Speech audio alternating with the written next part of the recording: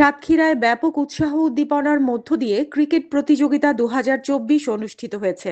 বুধবার সকালে সাতক্ষীরা স্টেডিয়ামে যুব ও ক্রীড়া মন্ত্রণালয়ের আওতাধীন ক্রীড়া পরিদপ্তরের বার্ষিক ক্রীড়া কর্মসূচি 2024-25-এর আওতায় সাতক্ষীরা জেলা ক্রীড়া অফিসের আয়োজনে প্রধান অতিথি হিসেবে ক্রিকেট প্রতিযোগিতার আনুষ্ঠানিক উদ্বোধন করেন সদর উপজেলা নির্বাহী অফিসার সোয়াইব আহমদ।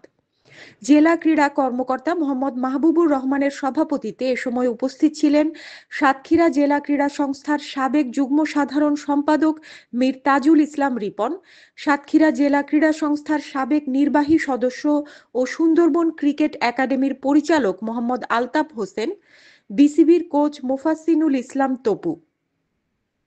হানিন ইসলাম, সিএন বাংলা নিউজ ডেস্ক।